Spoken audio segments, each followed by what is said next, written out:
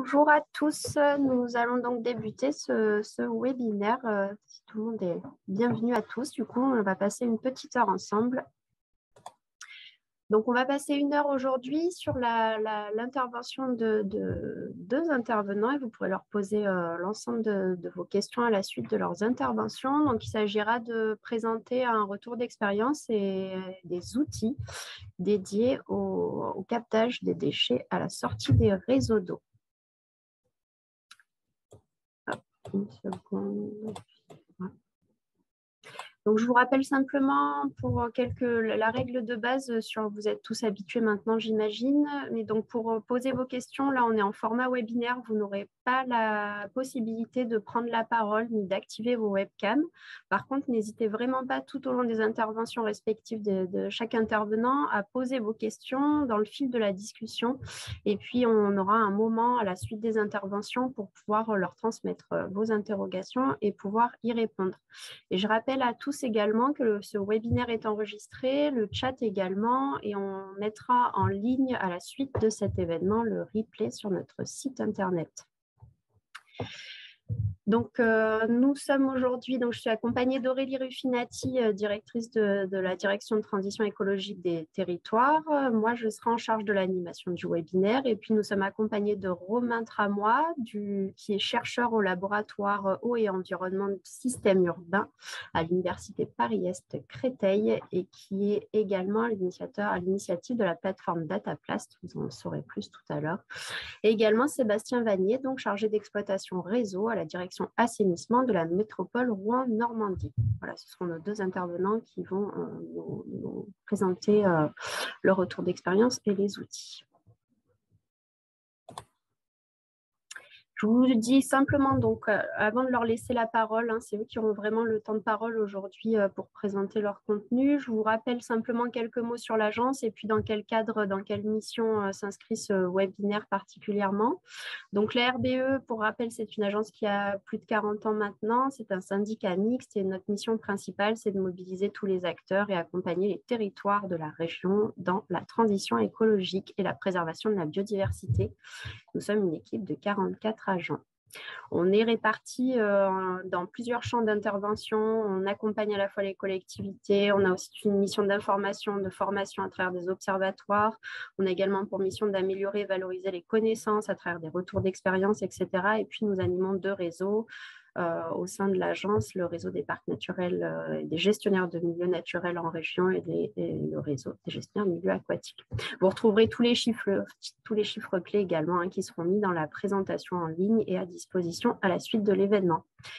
Ce webinaire donc, est le 6e du premier cycle de cette année des webinaires 1 heure pour comprendre et agir. Donc là, vous pouvez voir sur la diapositive l'ensemble des thématiques qui ont été couvertes par ce premier cycle. Il faut savoir qu'au deuxième semestre, il y aura également un cycle numéro 2 avec des nouvelles thématiques. Pour connaître l'ensemble des événements, n'hésitez pas à vous inscrire sur notre newsletter et tous les événements sont mis en replay sur le site. Plus spécifiquement sur le webinaire d'aujourd'hui, donc ce webinaire s'inscrit dans la mission régionale zéro déchet plastique qui est animée maintenant par la RBE depuis 3 ans et qui nous a été confiée par nos partenaires, la région Sud, l'OFB et également l'ADEME. Ça fait 3 ans que nous avons pour mission d'animer la charte régionale zéro déchet plastique qui est pilotée par la région Sud et également depuis septembre 2020 la charte nationale plage sans déchets plastique qui est animée par l'ADEME et le ministère à l'échelle nationale.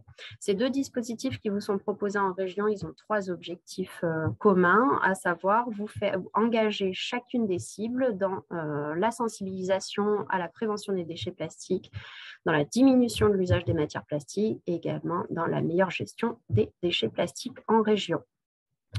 On rappelle également ces chartes, notamment la charte régionale est multi-cible. Donc, en fait, on travaille dans la mission d'animation régionale avec à la fois les collectivités, les intercommunalités, mais également les entreprises, les établissements scolaires, les associations et les gestionnaires de milieux naturels. À ce jour, on est à plus de 257 signataires engagés. N'hésitez pas, pour ceux qui n'auraient pas encore fait le pas à la suite du webinaire, à vous engager dans les chartes, notamment pour les collectivités. Il suffit pour ça de voter une délibération, de compléter un plan d'action et de de signer là où les deux chartes. Si vous êtes sur le littoral, vous pouvez vous engager dans les deux chartes. Si vous êtes sur les milieux terrestres, vous pouvez vous engager simplement sur la charte régionale. Et puis, on reviendra vers vous ensuite pour vous accompagner, vous évaluer, etc. Vous aurez le lien actif sur la présentation qui sera mis en ligne avec tous les documents d'engagement pour ceux qui n'auraient pas encore signé les chartes. Cette signature vous permettra d'intégrer le réseau des 257 signataires et puis vous aurez un ensemble d'outils qu'on met en place petit à petit depuis maintenant 3 ans, un annuaire de prestataires, une veille d'information, etc., etc. Si vous souhaitez en savoir plus, n'hésitez pas, on est à votre disposition à la suite du webinaire.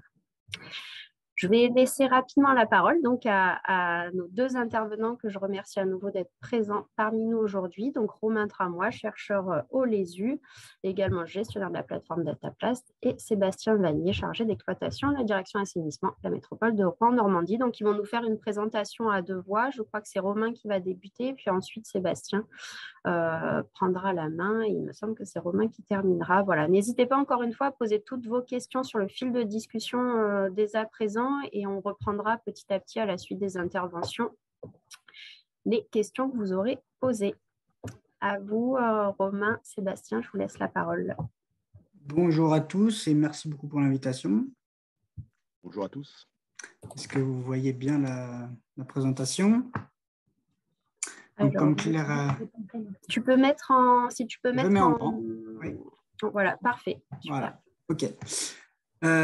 Donc, merci pour l'introduction. Je vais commencer moi-même par introduire quelques notions générales sur la pollution plastique et présenter mes collègues, Johnny Gasperi, Bruno Tassin, Rachid Driss.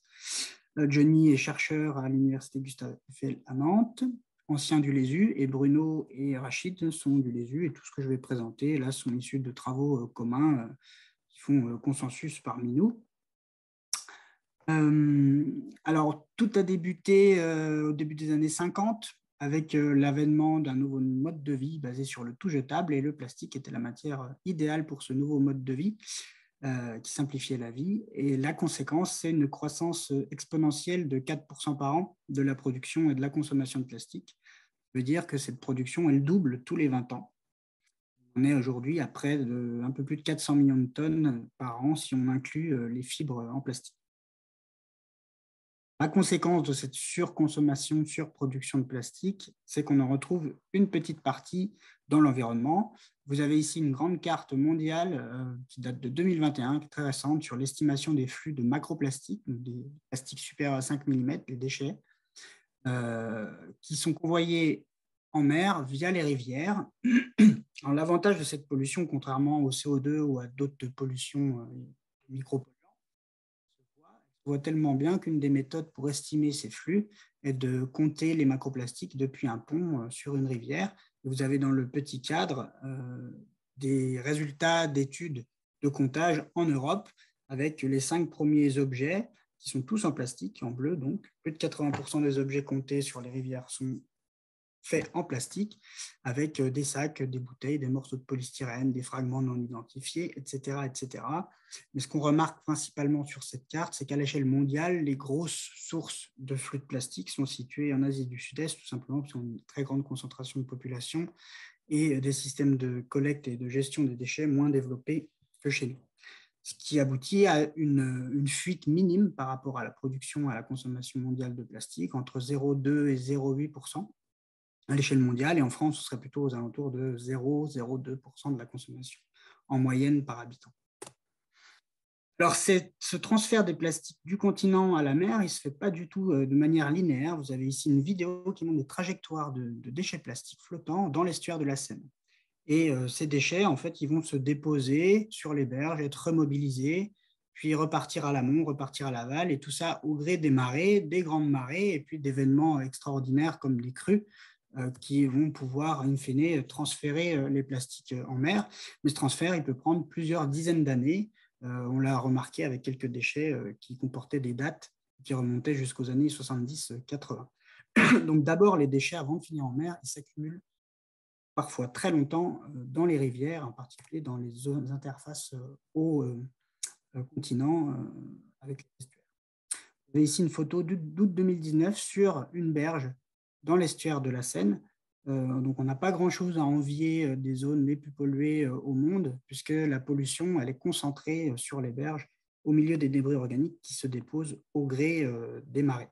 Donc là-dedans, on a tout ce que vous pouvez imaginer, des objets plastiques, c'est-à-dire des pots de yaourt, des bouteilles, des seringues, des jouets, tout un tas d'emballages de la consommation courante. C'est une photo des déchets captés dans l'Uvonne, à Marseille. Donc c'est beaucoup plus fleuve qui a été complètement anthropisé avec des dégrilleurs gérés par la CERAM. Et ça, c'est le résultat d'une collecte de déchets sur plusieurs mois avec les déchets qui sont captés donc, par ce dégrilleur, puis mis en benne. Et puis nous, on a caractérisé les déchets et on a fait une publication là-dessus. Et l'idée, c'était de comparer avec les estimations de flux qu'on a fait sur la Seine et l'Uvonne. Et quel que soit le fleuve, en fait, dans les deux, on a les mêmes ordres de grandeur de fuite, c'est-à-dire environ 10 grammes de plastique par habitant par an qui transitent dans ces fleuves et qui potentiellement vont donc en mer. Donc, ramené à l'habitant et à l'année, ça fait très peu, mais concentré dans une benne, ça donne ce que vous voyez ici. Ça, c'est une photo du 7e continent, le fameux 7e continent de plastique, donc au milieu du Pacifique. L'image qu'on a pu en avoir jusqu'à il y a encore quelques années, où on imaginait des déchets visibles sur lesquels on pouvait marcher.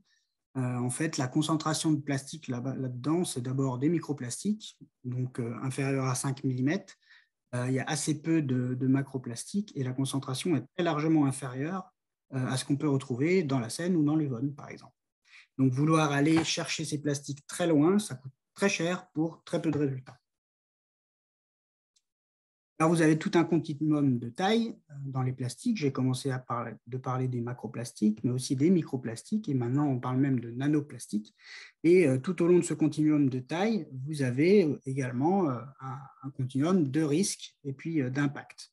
Avec les macroplastiques qui vont impacter majoritairement la macrofaune marine, les oiseaux, les tortues, etc. Et plus on va aller vers des petits plastiques, plus on va aller vers des petits organismes qui vont être contaminés. Et comme ça, vous avez toute la chaîne alimentaire qui va être contaminée par les micros et les macroplastiques. Et donc, plus la taille diminue, plus le risque augmente, puisqu'arrivé à la taille nano, ces plastiques qui sont porteurs aussi d'additifs et de tout un tas de produits chimiques et aussi de polluants captés dans l'environnement, ces nanoplastiques vont pouvoir passer les parois cellulaires et aller un petit peu partout dans l'organisme. Et pour les impacts sanitaires aujourd'hui, c'est encore très, très mal connu. Est-ce qu'il faut agir à la source et peut-on agir un peu plus près de la source, c'est-à-dire dans les zones urbaines? Vous allez voir des exemples avec Sébastien. On place la métropole de Rouen et qu'on a aidé, nous, à... Et donc, c'est issu des réseaux avec des filets. Ce serait les diapos. Bonjour à tous. Donc, je suis Sébastien Vanier, en charge du réseau d'assainissement sur un secteur de la métropole de Rouen. Donc, la métropole de Rouen, aujourd'hui, c'est 71 communes avec environ 500 000 habitants sur un territoire d'environ 664 km². On traite chaque année via 21 stations d'épuration environ 40 millions de mètres cubes d'eau usée qui sont traités chaque année et on a environ 2800 km de réseau avec une part sur les zones plutôt urbaines et historiques, réseau principalement de type unitaire avec des déversoirs d'orage et des déversements vers le milieu naturel du réseau d'eau pluviale, mais également de ce qu'on peut y retrouver aussi dans le réseau d'assainissement d'eau usée. On a environ 200 bassins d'eau pluviaux à ciel ouvert et quasiment autant des bassins enterrés sur la métropole avec un bon nombre de postes de relevage également. La métropole, sur les 71 communes, donc on est traversé par la Seine de part en part. C'est à peu près 70% des communes qui sont soit traversées par la Seine et bordées par la Seine, soit traversées ou longées par l'un de ses affluents. C'est 150 à 160 km de Seine qui traversent la métropole avec ses boucles et environ 70 d'affluents non domaniales. La démarche qu'on a décidé de mettre en place dans un premier temps, c'était de tester un piège à déchets afin d'avoir plusieurs objectifs. C'est de connaître l'impact de la métropole sur cette pollution en Seine, qui avait déjà été quantifiée par Romain lors des précédentes études, où on n'avait pas de connaissance précise de l'impact de la métropole sur cette pollution. Et puis de pouvoir quantifier, caractériser ces différents polluants qui pouvaient sortir de nos réseaux d'assainissement et de pouvoir comparer aussi ces types de polluants par rapport aux sources de pollution, au type de réseau qu'on avait, soit sur du réseau d'eau pluviale strict ou bien en lien avec des eaux usées, donc avec des réseaux de type unitaire. Donc les filets qu'on a décidé de mettre en place, c'est des filets à double maille. Donc ils ont une forme trapézoïdale avec une première structure, un premier filet qui est plutôt structurant, qui permet de résister à la pression de l'eau lorsqu'il y a l'épisode pluvieux. Et à l'intérieur de celui-ci, une doublure avec différents maillages qui peut aller de quelques millimètres, 1,2 mm sur certaines zones, à 3 cm, 3 par 3, 3 cm sur d'autres zones, suivant les bassins de collecte, suivant ce qu'on souhaitait ou espérait collecter.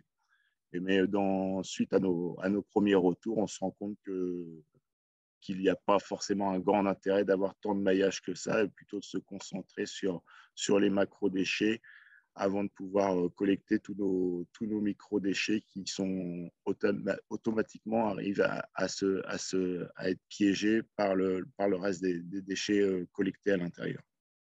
Donc, on a mis en place, dans un premier temps, on a décidé de travailler sur une petite commune, donc la commune de Malonnet, qui compte à peu près 6 800 habitants. Et on a identifié 2 réseaux d'assainissement bien distincts avec différentes sources de pollution. Donc, un réseau de type unitaire, donc avec une source de pollution en lien avec le réseau d'assainissement d'eau usée. Et puis une autre zone avec un bassin de collecte qui avait différentes sources de pollution, que ce soit des magasins avec de la vente à emporter, des métiers de bouche. C'était les écoles en place, les marchés hebdomadaires. Et puis également, on a regardé un peu tous les moyens de lutte qui étaient en place, que ce soit le mobilier en place, le mobilier urbain en place pour pouvoir collecter ces déchets et pouvoir avoir une vision globale sur un secteur en tant que tel. Le but, dans un premier temps aussi, lors de l'installation de ces filets, c'est d'assurer l'exploitation de ces filets, c'était de pouvoir intervenir depuis les berges, que les agents n'aient pas besoin d'intervenir dans la rivière pour pouvoir faire l'exploitation des filets et bien sûr d'assurer en toute sécurité son exploitation. Les premiers filets donc, ont été installés sur la commune de Malonnet. Donc, sur celui-ci, c'est sur un réseau d'eau pluviale strict. Donc là, c'est un diamètre de 600 mm. Et donc, on a intégré les travaux de génie civil assez importants pour pouvoir consolider la berge et pouvoir fixer le filet. On a également intégré de façon systématique un trop-plein sur chaque filet qui a été installé, puisque clairement, on avait identifié une mise en charge des réseaux lors de l'installation de ces filets. Celui-ci, c'est le second qui a été mis en place toujours sur la commune de Malonnet. Donc là, on est sur un diamètre 800 et en lien avec des sources de pollution de réseaux d'eau usée, donc avec des déversoirs d'orage en amont, mais également des importants travaux de génie civil qui ont été réalisés, la sécurisation de la zone, l'accessibilité des camions de levage pour pouvoir faire les futures interventions. Au total, ces 2 installations-là ont coûté à la métropole 40 000 €, génie civil, plus installation des filets. Ensuite, on avait identifié toujours sur la vallée du Cailly, sur la même rivière, sur le Cailly, sur 2 autres communes, des ouvrages d'assainissement déjà en place, où on avait pu identifier que les flottants, les déchets, les macro-déchets flottants étaient piégés dans des siphons. Et on n'avait pas de connaissance par rapport au fait que lors d'épisodes pluvieux de plus forte importance, la part de déchets qui arrivait néanmoins à transiter quand même de ces ouvrages vers le milieu naturel. C'est pour ça qu'en novembre 2021, dernièrement, on a décidé également de les équiper pour pouvoir identifier précisément le volume de déchets, mais la typologie des déchets qu'on pouvait y collecter et demain pouvoir remonter à la source et agir de préférence à la source.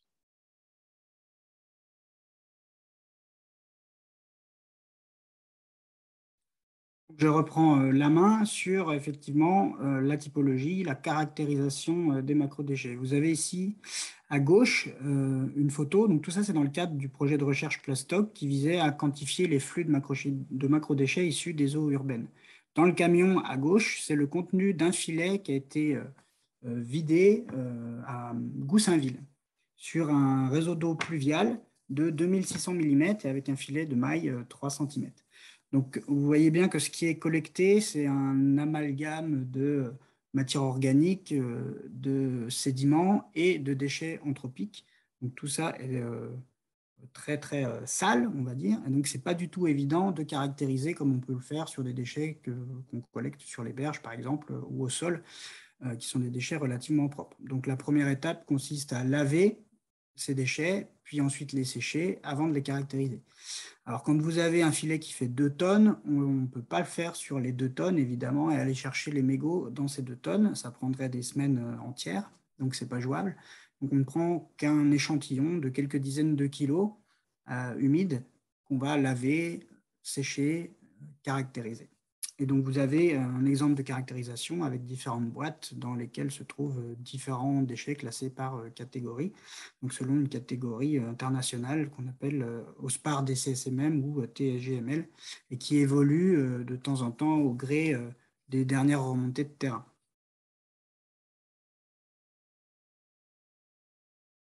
Donc, je vais vous parler d'abord de Goussainville, donc, qui est un réseau d'eau pluviale. Pourquoi pas Malonnet tout de suite? Tout simplement parce que Malonnet, c'est une toute petite commune par rapport à Goussainville et finalement, il y avait assez peu de déchets. Donc, tout ce que j'aurais pu raconter sur Malonnet était assez peu représentatif, alors qu'ici, Goussainville, vous avez entre 15 et 30 000 habitants qui se trouvent sur le réseau rouge, donc qui est le réseau équipé. Et donc là, on a quelque chose de plus conséquent avec beaucoup plus de déchets collectés et donc beaucoup plus de déchets caractérisés. Vous avez le résultat ici de la caractérisation sur un an qui représente 8 levages de filets, donc 8 filets. Sur ces 8 filets, on a eu plus de 190 000 déchets collectés. Ça, c'est ce qu'on a pu calculer par échantillon en extrapolant l'ensemble des filets. Et ramené à l'année, ça représente environ 250 000 déchets qui auraient été donc collectés par ce filet. Si on regarde la typologie des matériaux, vous avez 58% des plastiques en nombre et puis 33% du verre. Et effectivement, dans le top 10, vous avez les fragments en verre non identifiés qui sont dans les 2 premières places avec des fragments de bouteilles également. Et ensuite, vous avez tout un tas de déchets plastiques, donc que sont les emballages, des déchets liés au tabac, comme les mégots, mais aussi l'emballage du paquet de cigarettes, le blister qu'on retrouve énormément, des fragments non identifiés, donc des petits et des gros, et puis d'autres emballages type film fin. Et en queue de peloton, vous avez aussi des lingettes jetables, malgré le fait qu'on soit sur un réseau d'eau pluviale et pas sur un déversoir d'orage avec des eaux usées. Donc on a quand même un bon nombre de lingettes ici. Alors, puisqu'on lave et qu'on sèche, on peut estimer des masses derrière. C'est ce qui nous intéresse d'un point de vue recherche pour estimer des flux et comparer avec ce qu'on retrouve dans le milieu. Et si on fait le point sur les masses, là, vous avez 43% de la masse qui est du plastique, en orange, 29% du verre, et puis vous avez aussi pas mal de métal. Et donc, quand on fait le top 10 des catégories de déchets qui arrivent, le top 10 de catégories de déchets en fonction de la masse, là, vous avez les canettes en aluminium qui arrivent en premier, et puis ensuite les fragments identifiés en verre, des bouteilles en PET, donc les bouteilles d'eau en général, et puis les petites et les grandes. Vous avez aussi des morceaux de pneus, et puis encore les lingettes qui ressortent, et puis les emballages type confiserie. Donc ça, c'est la consommation nomade. On en retrouve beaucoup. D'un point de vue global, il y a 260 kilos qui ont été collectés, donc de déchets, hein, vraiment de déchets anthropiques, donc d'origine humaine, c'est 260 kilos sur les 10 tonnes qui ont été collectées dans les 8 échantillons. Et si on extrapole à l'année, là, ça représente 350 kilos de déchets, donc 43% de plastique, sur 14 tonnes humides levées. Donc, vous voyez bien le volume de déchets qu'il faut lever pour retirer quelques centaines de kilos de déchets. Donc là, ce n'est pas du tout anodin quand même, parce qu'on parle de 350 kilos de déchets anthropiques. Et en suivant ces filets sur toute l'année, on peut avoir l'évolution de la typologie des flux sur l'année, et on s'aperçoit en fait que sur l'été, on a beaucoup plus de verre que le reste du temps. Et donc là, ça peut traduire des habitudes de consommation où vous allez avoir, par exemple, des gens qui vont aller boire dehors des bouteilles soit en verre, soit des canettes, et c'est ce qui explique l'année, on retrouve en premier en fait, les débris de verre probablement. Le reste du temps, c'est beaucoup des emballages plastiques donc, qui se traduisent là ici par l'orange qui est très, très important. Alors, on a aussi regardé les flux par habitant. Et donc, ce qui est intéressant, c'est qu'on a entre 10 et 20 grammes de déchets, de macrodéchets de tout type par an, par habitant, mais qu'on a aussi 5 à 10 grammes, donc compris dans ces déchets, 5 à 10 grammes de plastique. Donc, ce qui est du même ordre de grandeur, en fait, de ce qu'on retrouve dans la rivière, dans la Seine, et ce qui voudrait dire que, effectivement, ces réseaux d'eau sont une source majeure pour le milieu. Et donc, que ça peut être une solution envisageable d'agir sur certains réseaux avec ces filets pour empêcher que ces déchets arrivent dans le milieu. J'ai mis aussi des flux par hectare. On est entre 5 et 9 kilos par an, par hectare de voirie. Donc là, la voirie, c'est que les trottoirs et la route. Et puis 2 à 4 kilos de plastique par hectare et par an. Alors, si on ramène tout ça à un coût tonne traité, un coût à la tonne de déchets, ça revient à Goussainville entre 40 et 80 000 euros la tonne pour les macrodéchets et entre 100 et 200 000 euros la tonne de plastique, ou 10 centimes par déchet capté. Donc évidemment, ça a un certain coût, ce genre de solution. À titre de comparaison, quand les déchets sont nettoyés sur les berges de la Seine, dans l'estuaire, il y a une équipe professionnelle qui le fait, ça coûte 300 000 euros par an, ils ramassent 20 tonnes de déchets, tout compris 16 tonnes de plastique, donc ce qui fait entre 15 et 20 000 euros la tonne de déchets, 15 000 euros plutôt la tonne de déchets plastiques. On regarde maintenant un autre type de réseau. Ici, vous avez un déversoir d'orage à Grenoble. Donc la même chose, top 10 en nombre, distribution des matières en nombre. Et là, vous avez moitié-moitié, lingettes textiles et puis plastique. Le top 10, c'est les lingettes qui ressortent très, très largement. Puis ensuite, des emballages, confiserie, tabac, etc. Donc là, on a des points communs aussi avec à Goussainville. Et sur 2 échantillons qui représentent à peu près 6 mois, il y avait moins de 2000 déchets collectés par ces filets. Et là, on a presque tout trié cette fois. Alors qu'à Goussainville, vu qu'il y avait des tonnes à chaque fois, on prenait quelques dizaines de kilos. Là, les filets n'étaient pas très gros. En masse, les 3/4 de la masse sont portés par les lingettes. Donc là, vraiment, dans les DO, ce qui pose le plus de problèmes, c'est les lingettes. Les gestionnaires le savent très bien également, les stations d'épuration. C'est vraiment les lingettes qui posent beaucoup de problèmes et qui représentent la très large majorité des déchets qui transitent dans les eaux usées. En fait. Et également des serviettes hygiéniques, et puis on retrouve des emballages, d'autres objets un petit peu plus anecdotiques. Là, il n'y a que 2 échantillons, donc évidemment, on n'a pas de suivi très précis sur l'année. Mais quand on ramène au flux par habitant, ici, ça représente 0,4 grammes par habitant par an de macrodéchets. Les plastiques, c'est 0,1 gramme par habitant par an. Donc, on est 1 à 2 ordres de grandeur en dessous de ce qui se passe, à travers un réseau d'eau pluviale comme à Goussainville. Une différence, c'est que sur le bassin à Grenoble, les avaloirs sont tous dégrillés. Il y a des décanteurs, il y a du curage récurrent. À Goussainville, il n'y a rien de tout ça. Il n'y a que des avaloirs sans grille, en fait, des bouches béantes. Et on pense que du coup, il y a beaucoup plus de déchets qui potentiellement vont aller dans le réseau. Et sur les deux bassins, on n'a aucune idée par contre de l'efficacité du nettoiement des rues, donc qui peut jouer également sur la quantité de déchets qui va être transférée au réseau ou pas. Alors les lingettes qu'on avait identifiées comme étant l'objet vraiment majoritaire dans les déchets, si on le ramène par habitant, finalement, ça fait que 0,2 lingettes par habitant par an. Donc, ce qui n'est pas énorme. Et puis, si on le ramène par mètre cube déversé, ça fait 18 lingettes par 1000 mètres cubes. À chaque fois que vous avez 1000 mètres cubes qui passent, il y a 18 lingettes dedans. Si on déverse des millions de mètres cubes, ça fait des milliers de lingettes. Alors, suite à ces différentes expériences, donc on a accumulé depuis le projet Macroplast, donc qui visait à quantifier les flux de déchets dans l'environnement, la Seine, l'Uvonne, dont j'ai rapidement parlé tout à l'heure, et puis le projet Plastoc, donc la même chose, mais sur les eaux usées et puis les eaux pluviales. On a décidé de créer la plateforme DataPlast pour proposer ces prestations de caractérisation auprès des collectivités. Donc, renseigner un indicateur local sur quel type de déchets passe à travers les réseaux, qu'est-ce qu'on peut recommander localement. Par exemple, les canettes, les bouteilles, tout ça, c'est des objets qui pourraient être consignés.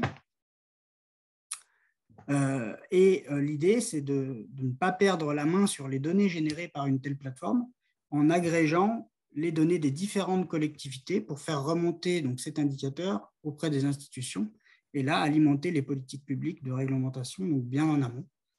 Par exemple, sur des interdictions de produits, des substitutions. Est-ce que la substitution des gobelets en plastique par rapport aux gobelets en carton, ça a été efficace ou pas, par exemple? On sait que grâce au filet à Goussainville, on a retrouvé énormément de gobelets carton, mais avec le film plastique qui reste. Donc, on n'a plus de gobelets en plastique, mais on a un autre problème, c'est le film en plastique du gobelet en carton. Donc, voilà, il y a tout un tas de questions auxquelles on peut répondre grâce à ces filets. Et donc, on ne voit pas ce filet du tout comme une solution pour empêcher les flux de macrodéchets vers l'environnement, parce que de toute manière, on ne capte pas tout. Ça peut poser problème au niveau du colmatage du filet si il y a des très gros événements orageux. Peut-être que Sébastien en dira un mot. Donc, ce n'est pas une solution en soi vraiment curative. Par contre, c'est une solution pour surveiller les types de déchets qui passent, les quantités, et essayer d'évaluer l'impact des politiques publiques locales qui pourraient être mises en place, mais aussi nationales et européennes. Voilà, à Sébastien pour la suite des travaux.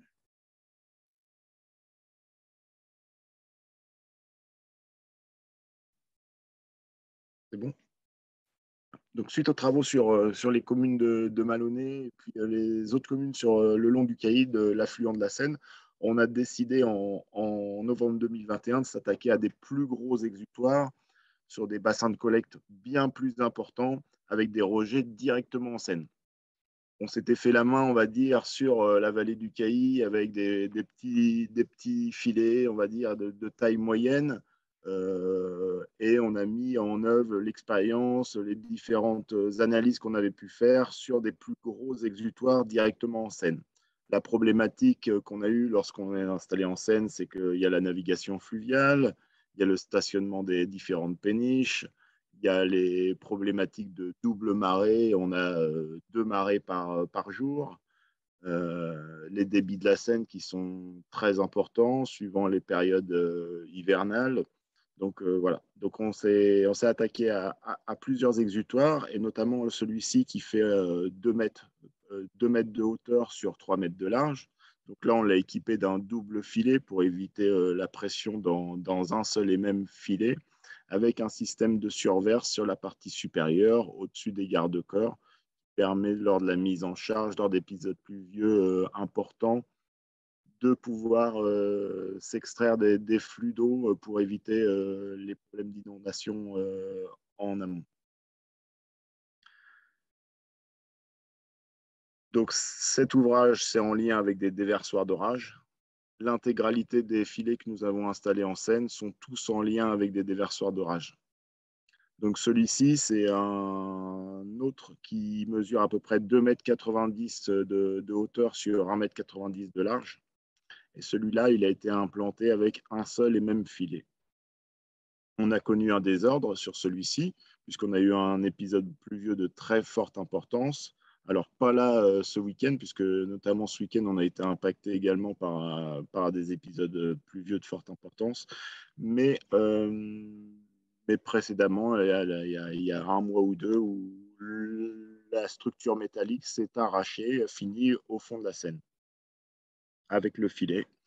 Et donc, on l'a ressorti. On a ressorti quasiment 1 tonne de lingettes sanitaires, de déchets anthropiques à l'intérieur, qui avaient en partie colmaté. Donc, on a le doute sur le fait qu'il y ait une péniche qui puisse s'être amarrée à proximité ou pas.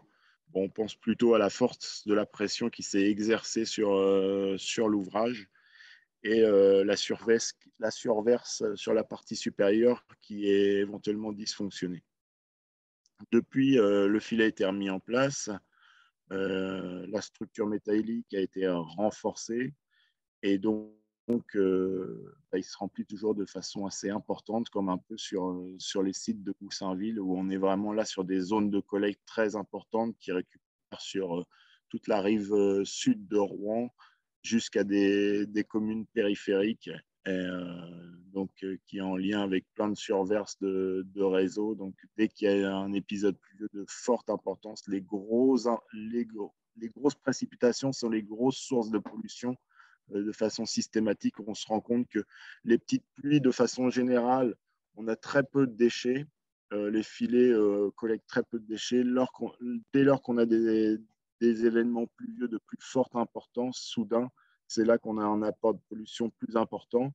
Mais c'est là où la difficulté se pose sur le fait que la structure doit pouvoir tenir le choc sans non plus créer une mise en charge trop importante. Donc, c'est là que c'est assez compliqué quand même à mettre en œuvre. Il faut prendre toutes les problématiques en cause, en lien, pour pouvoir pas non plus créer un filet sur l'intégralité de la structure, parce que sinon, là, on s'est voué à l'échec et c'est voué à plus de problèmes.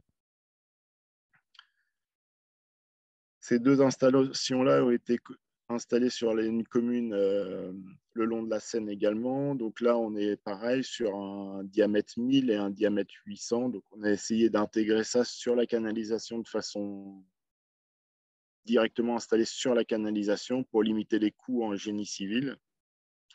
Et puis l'installation de trop-plein intégré directement à la structure. Ces 4 filets-là ont été installés en même temps, en novembre 2021. Et donc, c'est des installations qui ont bénéficié d'un appel au mécénat. Et donc, on a fait un appel au mécénat auprès des entreprises privées locales pour pouvoir les sensibiliser à ces problématiques et pouvoir nous accompagner sur ce projet. C'est un projet qui a pu collecter plus de 100 000 € de dons financiers, mais également de dons de compétences. On a pu voir le bateau qui avait été utilisé pour l'installation des filets. Donc ça, c'est un don en compétences qui a été fait par une entreprise privée locale. Et donc, dans ces 100 000 €, ça nous a permis de financer les installations, mais également l'étude qui va être menée avec le LESU, avec la plateforme Dataplast, mais également les coûts de levage qui sont intégrés à ces différents filets. Sur la commune de Malonnet, sur l'année, on est à peu près sur 2 à 3 levages de façon annuelle. Sur les communes de Rouen, les installations qu'on a pu voir précédemment, on est plutôt sur un levage tous les mois, voire tous les 2 mois. Forcément, ça dépend des précipitations qu'on peut avoir. À chaque levage, c'est plusieurs tonnes de déchets humides. Donc, comme Romain l'expliquait, il y a toute la partie de caractérisation à faire derrière. Et donc, le prélèvement est fait avec Romain pour pouvoir caractériser et quantifier les déchets de façon plus précise. Donc, le mécénat a été accompagné également de différents modes de communication dédiés à ces installations. Donc, on a un mécène qui nous a partagé et nous a financé différents badges qui ont été implantés sur la commune de Rouen, mais aussi sur d'autres communes périphériques, pour les implanter avec un Ici commence la mer à proximité des avaloirs, pour sensibiliser un peu les gens sur le fonctionnement d'un réseau d'assainissement, mais aussi des panneaux de communication à proximité des filets pour pouvoir un peu expliquer leur utilité et pourquoi ils étaient installés à ces endroits-là.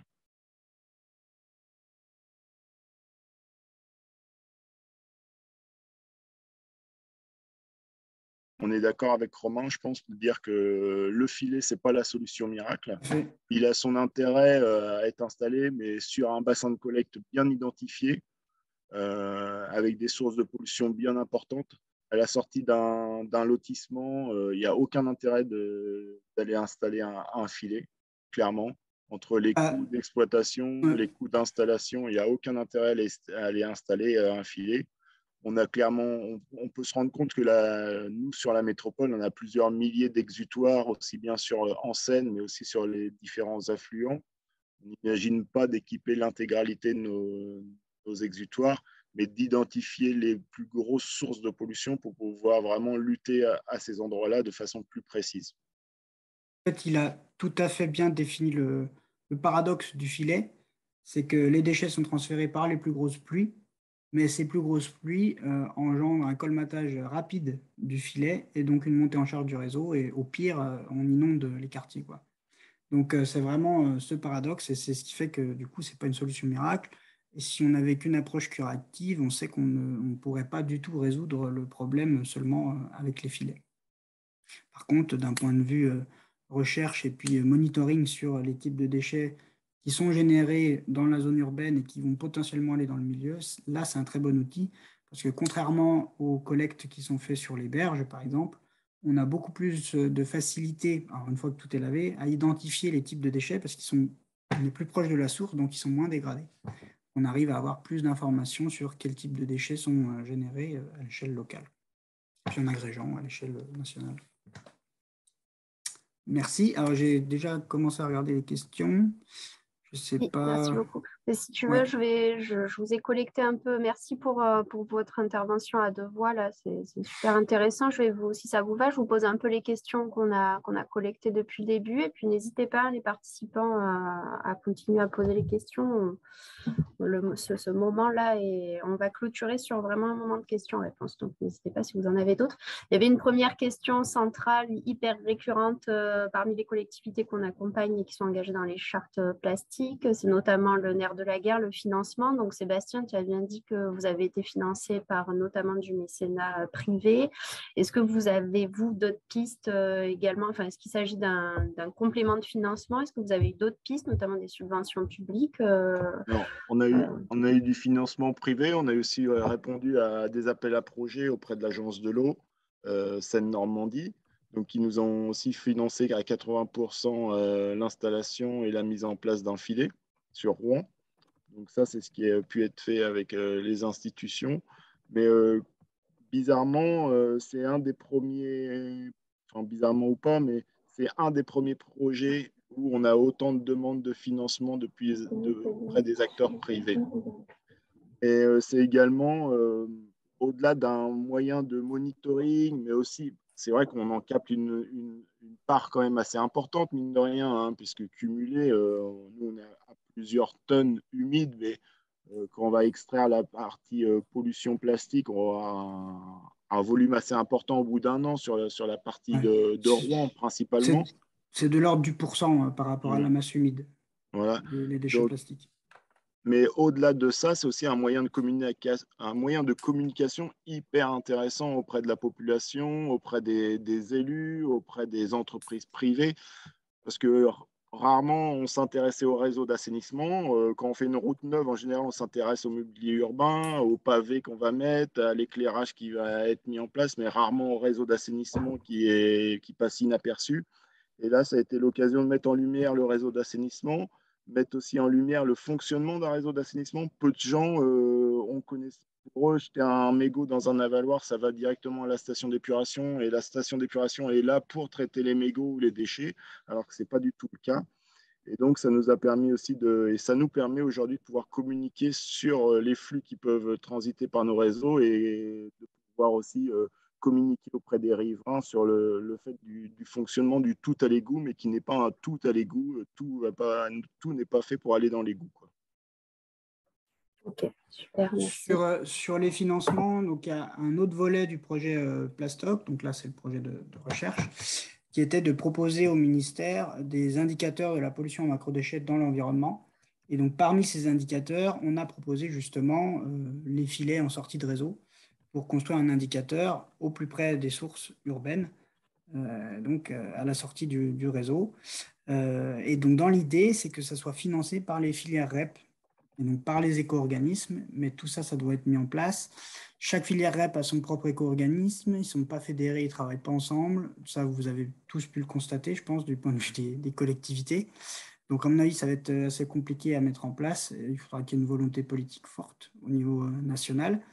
Mais ça représente énormément d'argent, et donc on estime que ça serait bien qu'il y ait une partie de cet argent qui soit mis au service du monitoring, de la surveillance des macrodéchets dans l'environnement pour pouvoir prendre des décisions à l'échelle locale et nationale éclairées et pas avoir de fausses solutions comme par exemple la substitution des gobelets en carton, là, des gobelets plastiques vers des gobelets en carton avec des films plastiques, dont le bilan environnemental en plus est peut-être même pire que les gobelets plastiques. Ça me permet peut-être de rebondir directement là sur une remarque de Romain Garcin qui vient de faire. Donc, eux, ils ont, dans les récoltes qu'ils ont fait, parmi les matières organiques, ils ont bien identifié des hydrocarbures, des particules fines et notamment des particules de pneus, de freins, etc. Vous, on est bien d'accord, hein, Romain, Sébastien, si j'ai bien compris. Pour l'instant, vous êtes sur l'analyse et caractérisation des macro-déchets à ce stade. Voilà. Oui. Mais c'est vrai que dans les déchets humides, à mon avis, il va y avoir des belles surprises aussi. Oui, c'est pour ça que là, en parallèle, j'ai lancé un M2 sur l'analyse de micropolluants dans le tout venant, dans les matières collectées. On a eu un échantillon à Maromme qui sentait très fort les hydrocarbures. Et donc là, on va regarder de manière pour l'instant exploratoire sur quelques échantillons de filets la proportion, enfin la présence ou non d'hydrocarbures, d'alkylphénol, de phtalates, de métaux lourds, etc. Parce qu'évidemment, là, les déchets collectés, il faudra, à mon avis, éviter de recycler, même s'ils ont l'air bien. Alors, à part peut-être les métaux comme l'aluminium, mais les plastiques, vu leur capacité à absorber des polluants, une fois qu'ils sont dans l'environnement, même pris de manière précoce, ici, les réseaux, c'est quand même, surtout les réseaux de voirie, ça capte vraiment beaucoup de pollution. À mon avis, il ne faut pas les réutiliser dans le recyclage. Si vous prenez des bouteilles PET et que vous les recyclez mécaniquement et ça retourne à l'alimentaire, là, à mon avis, c'est pas bon du tout, quoi. On a une question et un apport du syndicat des Sorgues. Là, on a des collègues des techniciens de rivière qui sont connectés. Ça fait partie des syndicats en région qui sont en train de tester des filets flottants de captage de déchets dans les rivières. Et donc, ils demandent si vous avez connaissance de dispositifs de rétention de déchets menés par d'autres syndicats de rivière. Et si, bon, voilà, la gestion des pluviaux et de l'assainissement étant gérée par d'autres secteurs, est-ce qu'il y a des liens, des partenariats que vous connaissez hors de notre région, du coup. Il y a le SIAP à Paris avec les barrages flottants. Donc, ce n'est pas des filets, là, c'est des barrages flottants. Ils en ont 26, mais c'est pareil, c'est beaucoup d'argent. C'est 1,5 million d'euros par an. C'est des infrastructures lourdes, c'est pas beau. Pour des déchets qui, de toute façon, finissent sur les berges et qui sont nettoyables à pied sur les berges. Donc, nous, le meilleur modèle depuis Macroplast qu'on a mis en avant, si on veut faire du curatif en rivière, c'est le ramassage, la collecte sur les berges avec des professionnels. Il se trouve que dans l'estuaire de la Seine, c'est une SCIC qui est chargée de cette collecte avec des personnes embauchées en chantier d'insertion. Donc, il y a un impact économique, social, environnemental très positif. Et comme je l'ai mentionné tout à l'heure, le rapport coût-efficacité est bien meilleur que des filets, par exemple. Par contre, on chope que des flottants ou des subflottants. Et donc, il y a des déchets comme les lingettes qu'on ne va pas trop retrouver parce que les lingettes, dès qu'on s'éloigne de la source, se dissipent, elles coulent et c'est fini, elles sont perdues. Okay. Et également, envisagez-vous de tester des solutions de collecte de déchets à la source du type dans les avaloirs? Ça serait peut-être plutôt pour Sébastien. Parmi l'ensemble des actions que vous avez menées, est-ce que vous testez aussi ce genre de dispositif ou pas? Et est-ce que tu pourrais repréciser rapidement l'enveloppe financière aussi? On nous a demandé pour l'installation des filets, enfin le coût, clairement. Alors pour la partie financière, pour la partie malonnée pure, c'est-à-dire l'installation de 3 filets, mais une part importante de génie civil avec du coffrage, du bétonnage, du ferraillage, de l'accessibilité des véhicules pour le levage. Là, on est sur une enveloppe de 40 000 € avec génie civil plus installation des filets. Sur système de guillotine, avec levage depuis la berge, sans avoir besoin que les agents descendent dans la rivière pour pouvoir lever le filet. Et puis sur la partie Rouen, avec l'installation de 4 gros filets, plus la partie vallée du Cailly. Donc on est sur une enveloppe de 100 000 €. Allez, 90 000 €, je vais vous dire, pour l'installation sur la partie Rouen et la partie Rouen. Avec des ouvrages de taille plutôt XXL quand même, hein, avec l'accès en bateau, enfin voilà, tous ces financements-là qui sont du mécénat, mais qui ont un coût quand même, mine de rien, quoi. Et qu'on a chiffré, on a quantifié pour avoir quand même un retour sur le financement et le coût de ces installations-là. Okay.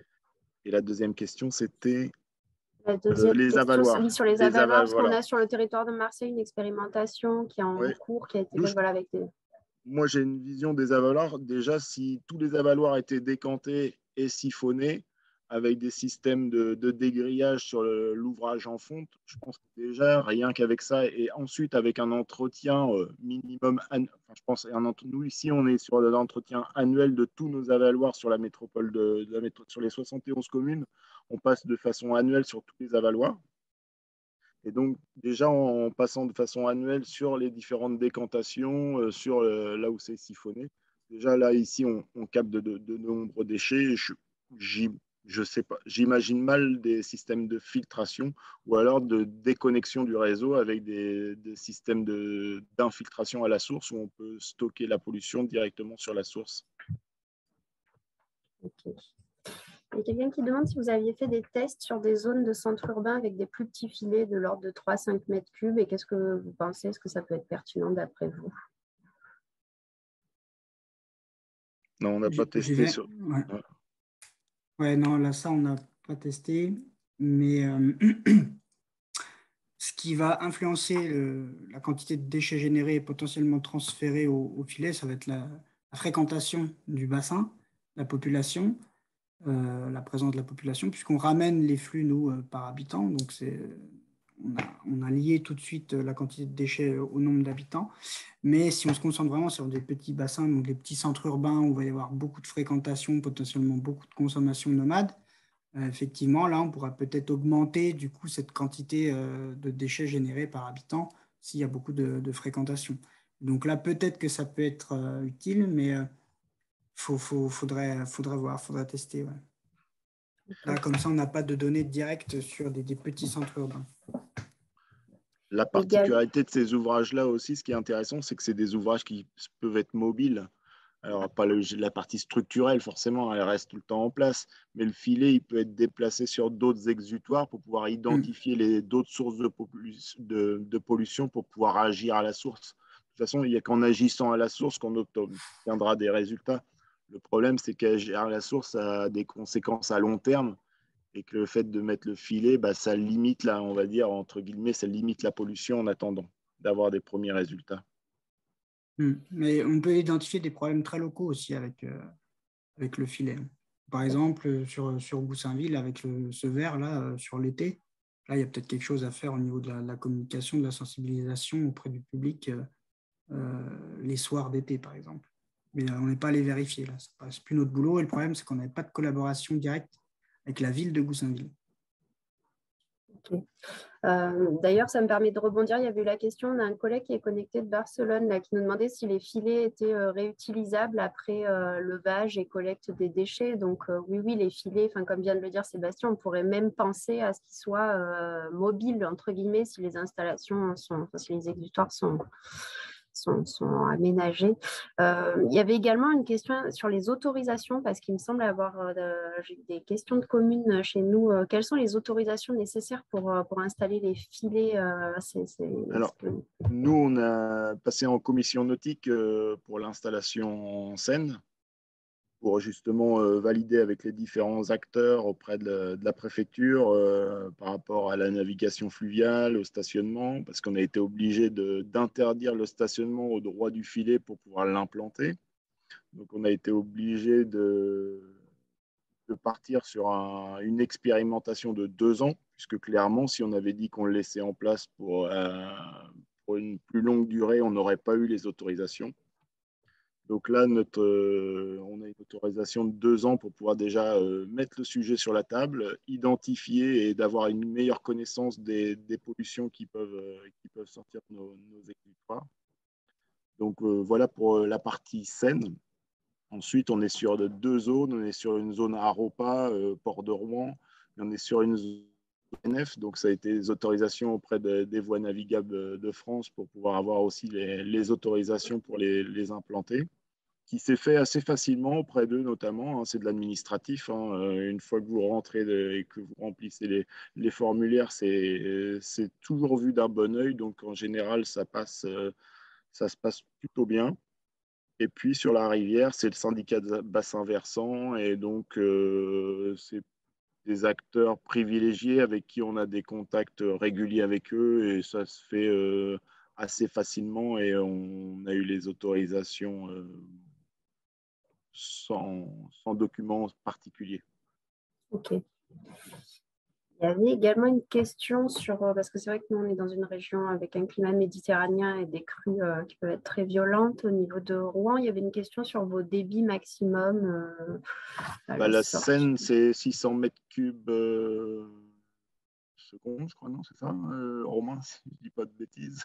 C'est 500 mètres cubes secondes à Vernon, mais la question, à mon avis, c'était plutôt sur les vitesses d'écoulement à la sortie, je pense. Oui, oui, c'est ça. À la sortie de l'exutoire. Ça, moi, je n'ai pas les données. Moi, je n'ai pas les infos là comme ça. Ouais. Okay. Pour vous les retrouver, mais là, comme ça dépend de la pente de la canalisation, ça dépend du type de pluie qu'on va avoir. Donc là, comme ça, je ne peux pas vous la donner. Et du coup, est-ce que vous avez pu mettre en place des actions correctives vraiment en amont sur des déchets vraiment ciblés à ce jour ou vous n'en êtes pas encore là? On a travaillé avec la commune de Malonnet, notamment avec les premiers résultats de Romain où on a identifié clairement que le tabac, c'était la priorité numéro 1, les déchets liés au tabac. Donc, clairement, il y avait très peu de moyens de lutte contre cette pollution-là. Donc, il y avait peu de cendriers. Là, il y a une nouvelle REP qui vient d'être mise en place. Donc, je pense que ça va être déployé prochainement. Donc, donc là, prochainement, ils vont déployer aussi le fait d'agir ici. On avait quelques déchets qui provenaient du marché, mais très peu. Mais on a travaillé avec le marché hebdomadaire pour les sensibiliser sur cette problématique-là, qu'ils puissent se rapprocher des différents acteurs, les déballants, pour pouvoir voir un peu ce qui pouvait être mis en place. Et donc, on avait identifié, on a un parc avec des poubelles en sac plastique où les rats, les oiseaux, donc c'était un lieu de rassemblement où les gens ils venaient déjeuner, ils laissaient leur nourriture dans ces sacs-là et les animaux ils venaient déchiqueter les sacs pour venir manger ce qu'il y avait à l'intérieur.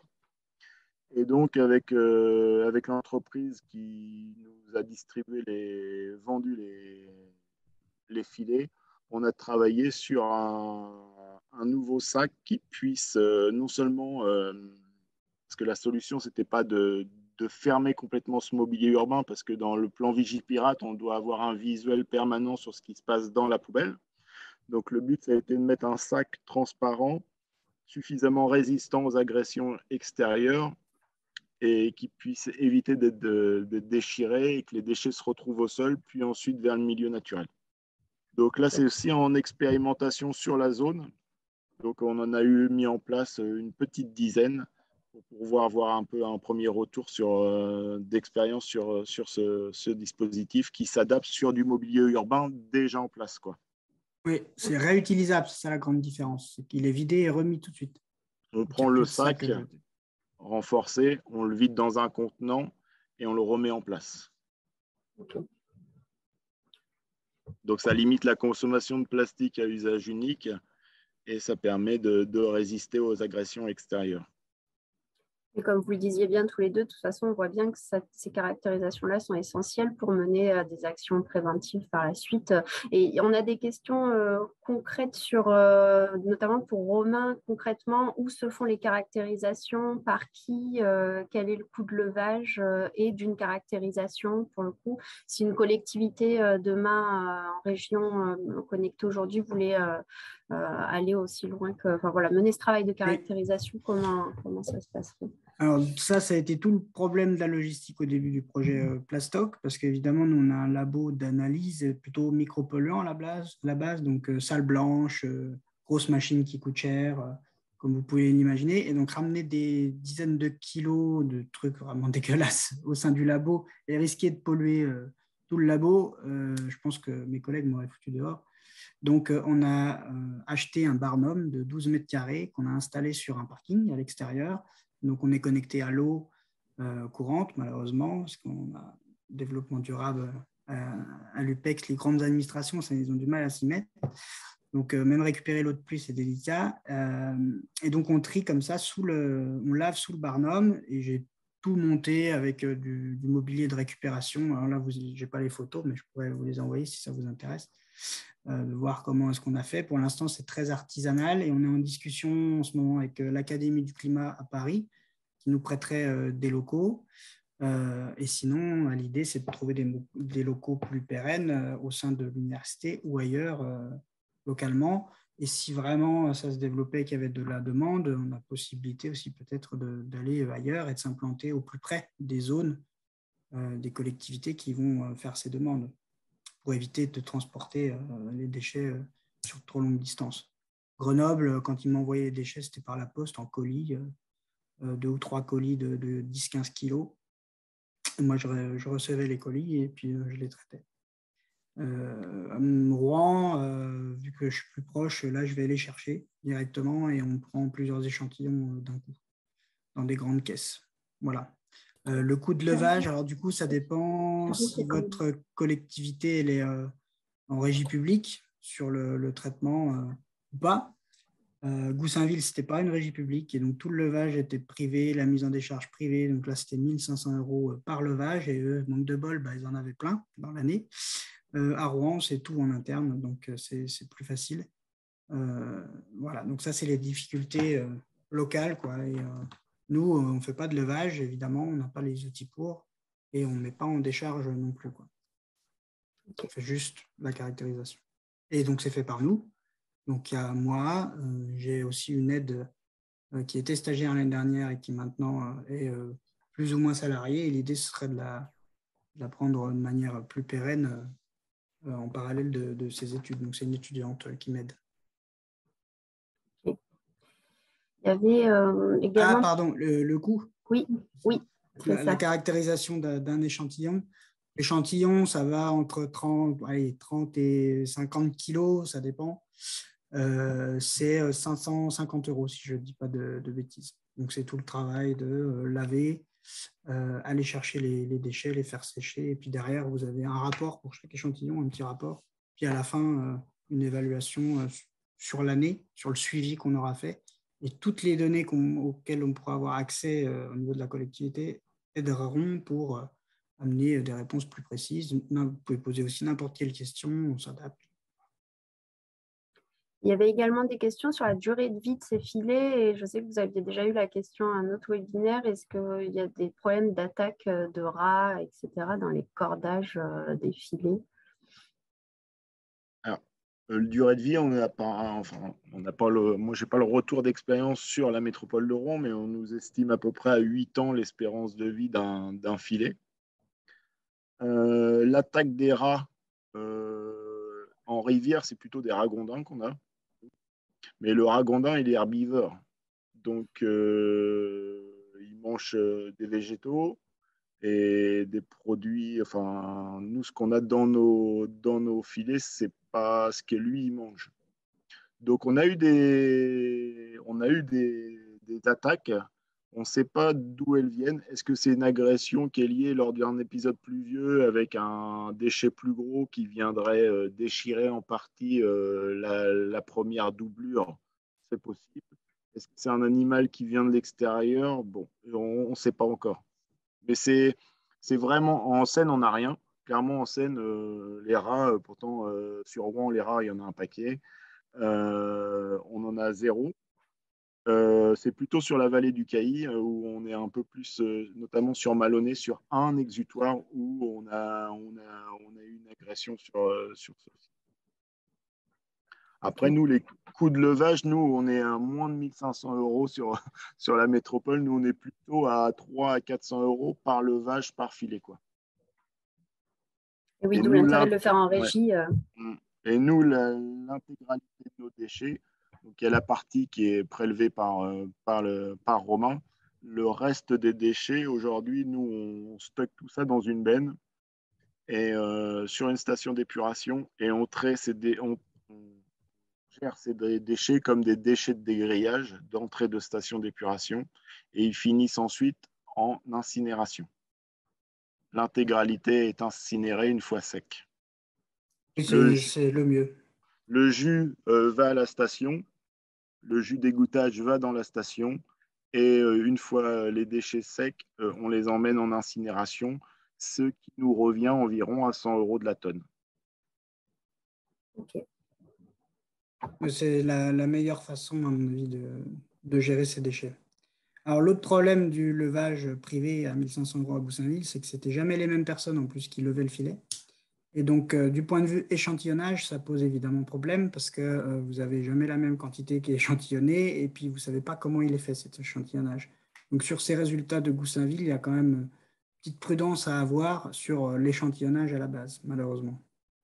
Alors qu'à Rouen, j'ai toute confiance. Et souvent, j'assiste même puisque je vais chercher.